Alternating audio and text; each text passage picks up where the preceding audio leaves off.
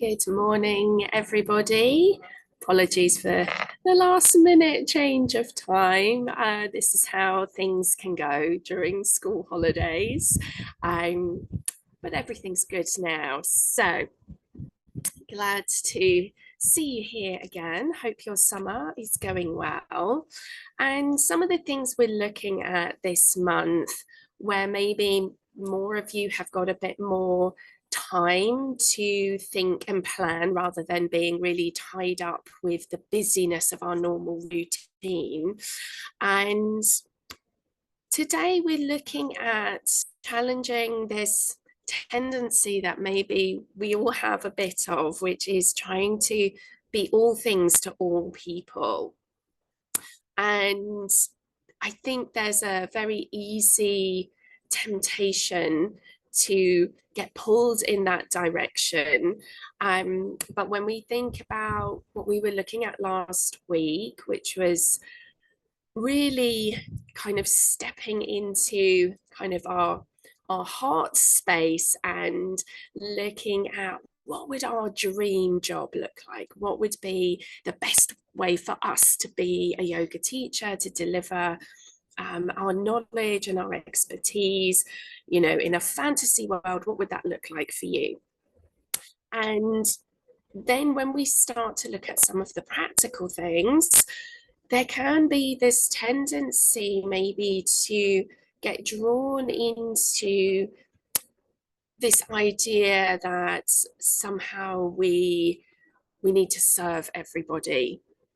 So, but what this does is it will derail us from our vision. And actually, it doesn't serve other people so well either. So, I think kind of three of the main reasons that came to mind about how we can get sucked in a little bit of trying to please everybody. I think the first thing is this sense of duty we may have. Often we've gone into teaching because we want to help people, and there may be a sense that if we feel someone needs our help, then we should do it, or that we should try and help everybody, or that we need to be super inclusive and not turn people away. And all of these things are fine, but we need to keep it in a container, so that actually we do serve people better. So that's the first thing, is maybe there's just this kind of moral imperative. Can't say no to anyone. If I'm capable, I must help whoever asks. So that's something. Then the other thing that can derail us is the fear of losing income. Um, and the idea that if somebody is proposing something and you think, well, I'd be mad to turn down some money. Like, yeah, I could do that. Why not set up a class doing this thing because somebody says there's a need or they're looking for a teacher, and there's a fear of missing that income. So that, again, all these things in isolation are quite sensible and reasonable, and that's why we can get so easily derailed, because they're not obvious. um, and then the third thing that I was thinking about was also, we may feel that, and especially when you've been teaching a while, actually, I've done so much training, got so much experience, you're capable of so much.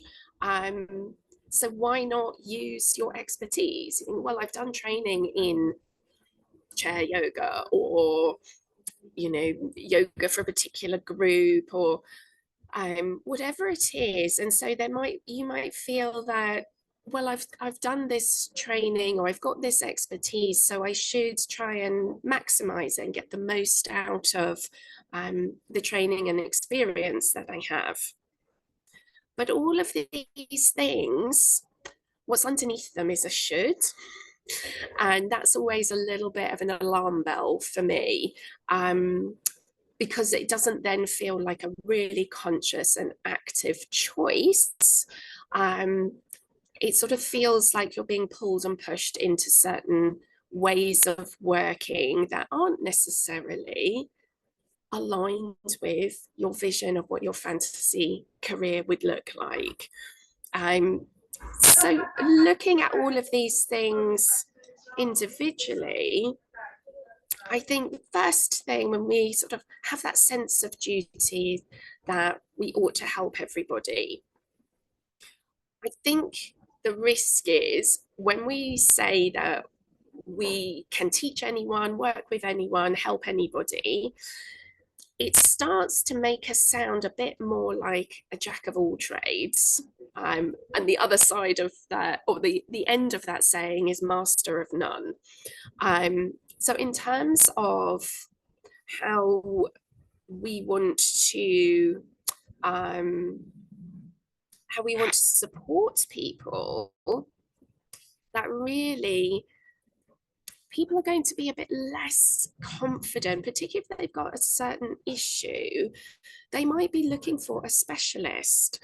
And so for them to feel really safe and comfortable with you, they may be much happier to know that this is, you have a main area that you specialize in. This is what you're really experienced in. You really understand the ins and outs of what it's like for people with a certain issue.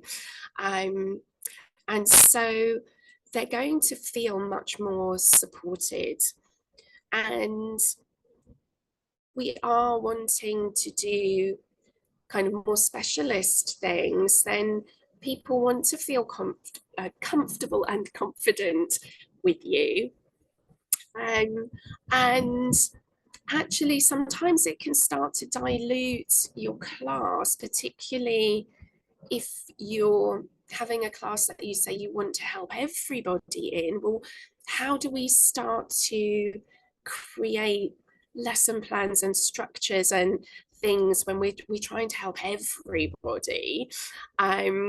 That there need to be certain parameters of who the classes are for, so that people can find something that's the best fit for them. And the more vague it is, I think the more uneasy people may feel. And or it may be, and I know this happens, and I'm sure I've done it too, that you have a regular class going and somebody wants to join, and we really don't want to say no, but maybe they have a lot of complex issues. And in trying to support this person and make sure the class is okay for them, you start changing what the class is, and it starts to detract from the regulars who've been going, because they've come to this class because this is what they know and they love, and there's a certain thing happening. And then in trying to serve everybody, you end up maybe not serving anyone that well, because it's not quite enough for the person with a lot of issues, and then it's pulled away from the people who are coming regularly. It's really hard and almost impossible to serve everybody.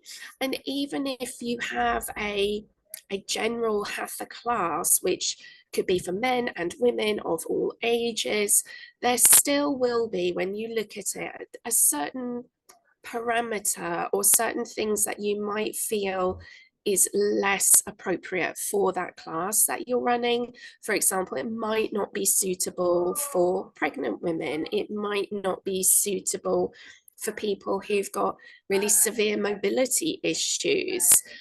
Even in my specialist cancer classes that I do at Maggie's, we have a mat class and a chair class. And so even though it's specialist for people with cancer, still within the mat class, there is a condition that people have to be able to walk in the room, get down on the floor, and get back up again unaided. And if that's not where they're at, they can come to the chair class, because if I try, and it did happen one time, and it wasn't something I was aware of. This person was booked into the class and he got down onto the mat okay, and then could not get up. And it slightly derailed the class because then I was in a situation where I had to give him a lot of assistance, and then I was trying to really modify the rest of the class because it became clear that he had these issues that I wasn't sort of pre-informed about. And that was a really good learning experience, that even in a super specialized class, you still need to have certain boundaries so that everyone gets the best out of it. And he got much more out of coming to a chair class because it was more suited to his needs. So I think, not to feel guilty or bad about having some conditions or boundaries around who you serve and in what way and what sort of classes that you offer.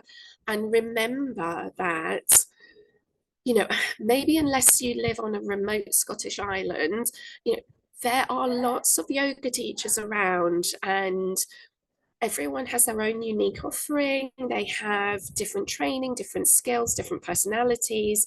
So for you to hold the boundaries of running the classes to serve the people that you want to work with, just know that people can find classes elsewhere for the needs that they have. We physically couldn't serve everyone in our community. You're looking at thousands and thousands of people.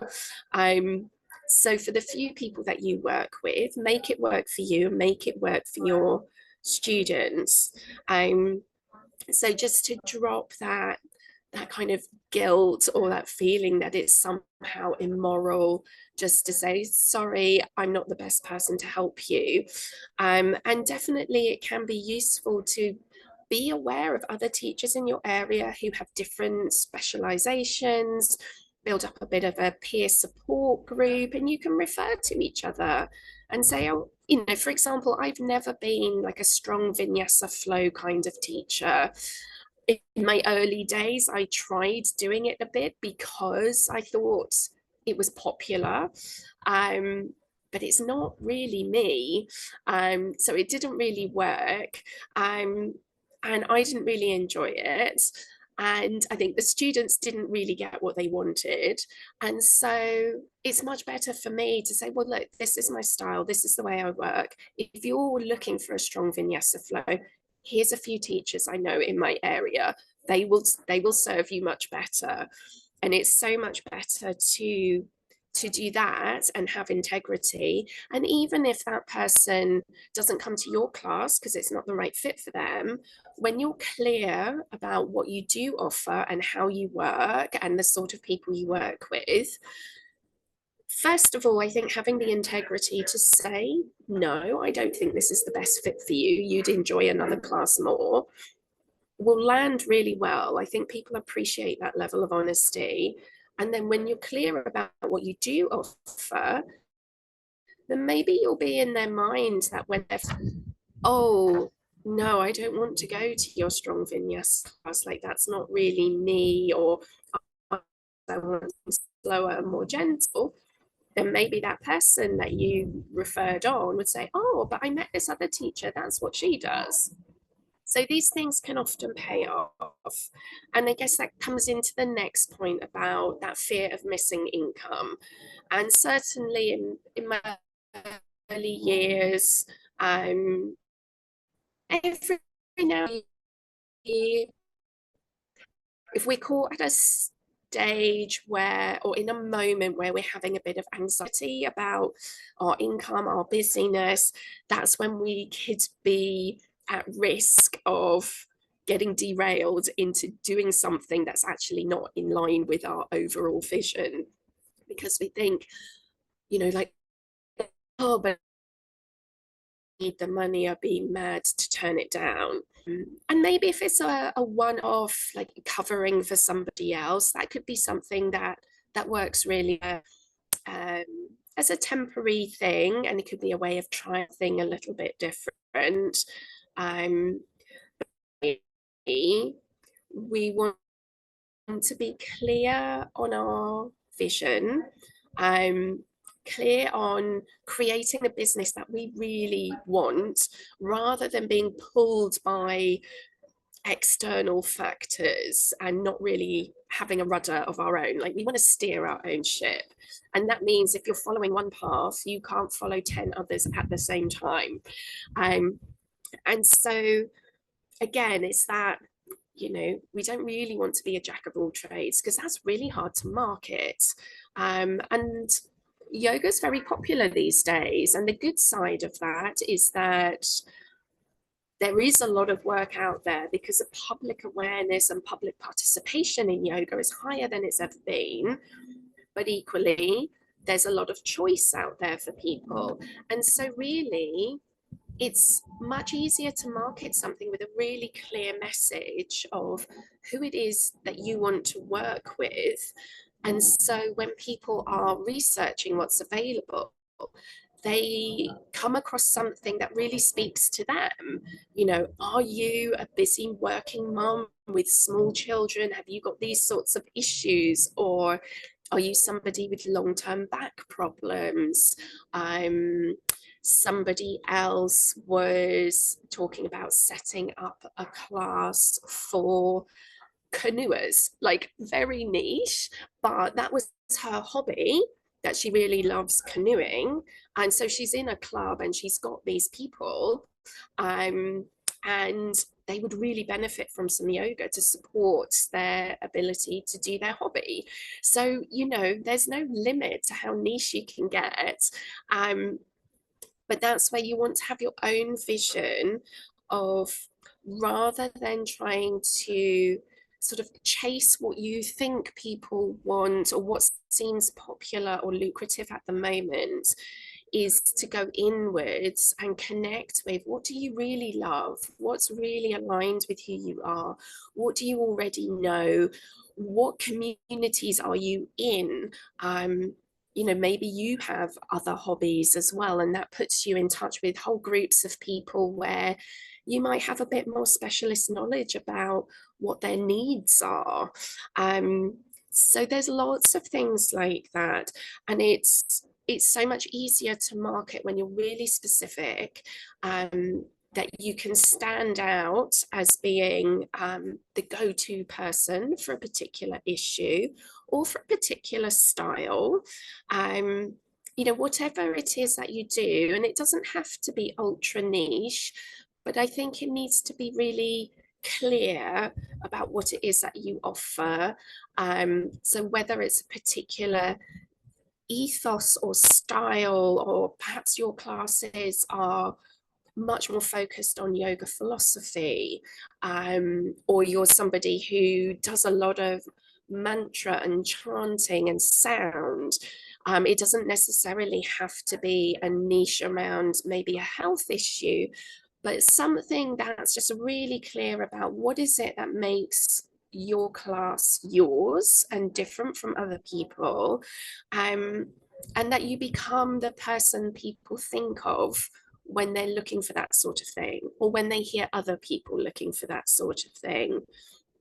I remember listening to another podcast, and the bit that really stood out for me is, she was saying, imagine just standing in a super busy street, or in like a high street in the middle of town, just going, hello, yoga, anyone for yoga? Hello, would anyone like some yoga? And people aren't really going to respond to that, because they kind of go, I don't really know what you're offering, because they might not know exactly what yoga is, or they might have an idea of it and it's an idea that doesn't seem to fit them.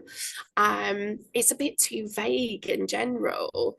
Whereas if you were to call out, a particular demographic or lifestyle or issue or interest, then people go, oh, yes, me.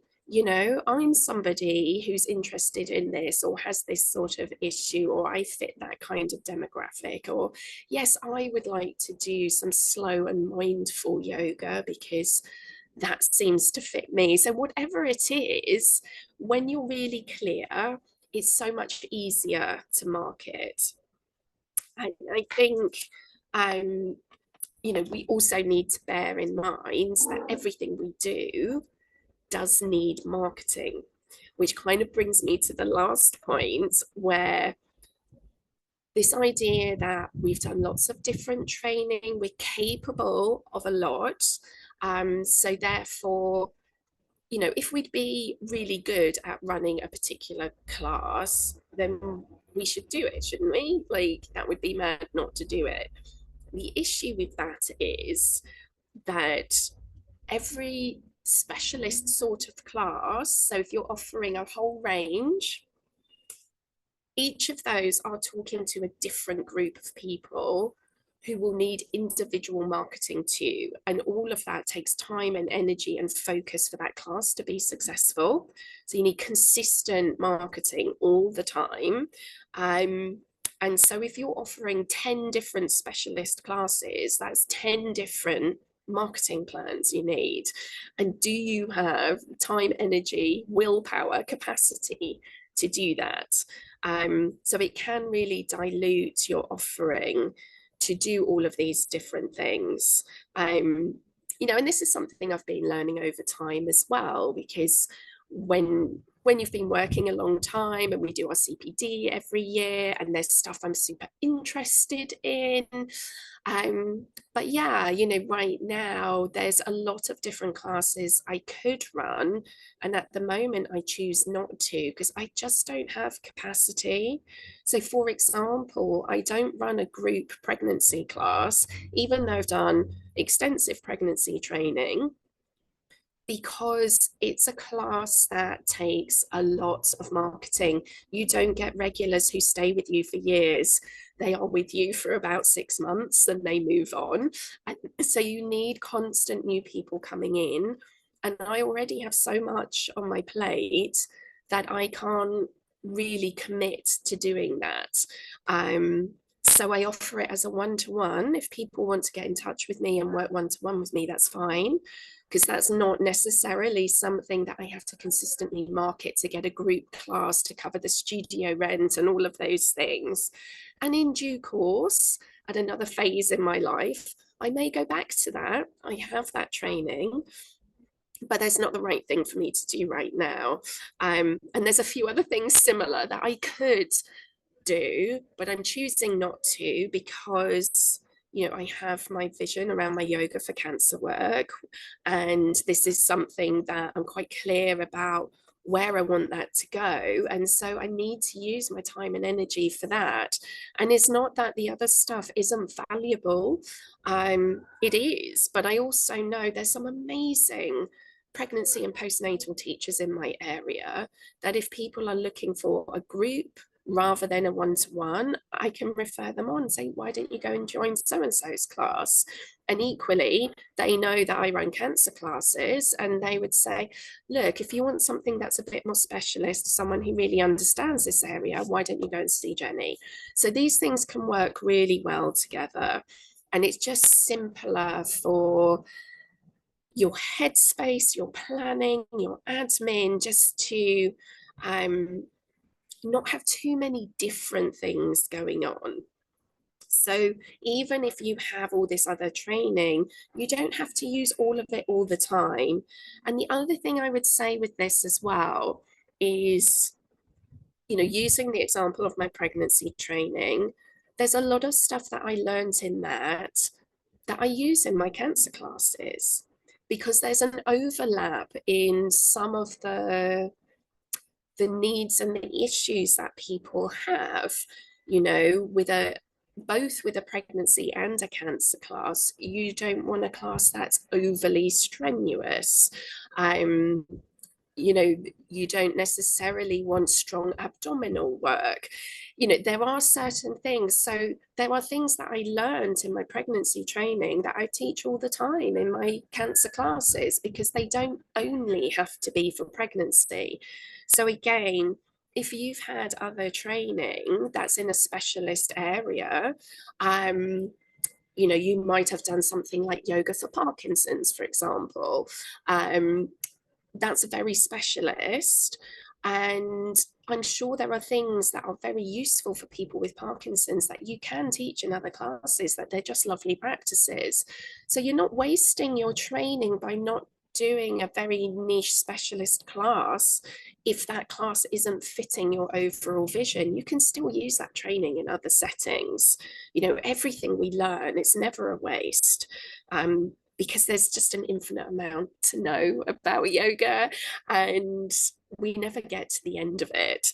And actually, sometimes that cross fertilization into sort of different specialisms can be really valuable, and it can really reinvigorate classes that you're already teaching, you know, even if they're a general hatha class, and you want a nice open community class, maybe drawing in practices from other specialist areas that you've done could just be really fun and interesting for those people. Or it could be a way of connecting with their body in a different way. Like there's always new things that we can add and integrate. So that hopefully will kind of help you let go of the idea that you have to run a specialist class in everything you've ever trained in, otherwise you've wasted your money. You haven't at all. And really, again, it's to come back to that idea of, what is your passion? What do you love? What lights you up? What's your dream for your career?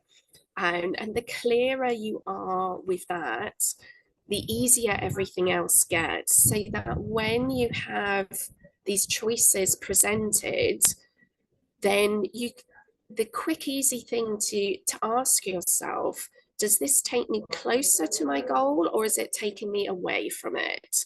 And it's not that the other path is a bad or a wrong one, it's just taking you somewhere else. And so if you're constantly veering off in other directions, you know, metaphorically, you can just end up running in circles and not actually getting anywhere. So you might get short-term benefits of, you know, maybe being paid for a class, and you know, it's a bit more, I suppose, of a hand-to-mouth way of operating. But for long-term security, you want to have this vision. And it's not just security, I think it's your happiness and your well-being and your enthusiasm for your work. And I think all of us probably chose to be self-employed because we wanted to have a little bit more control over our work.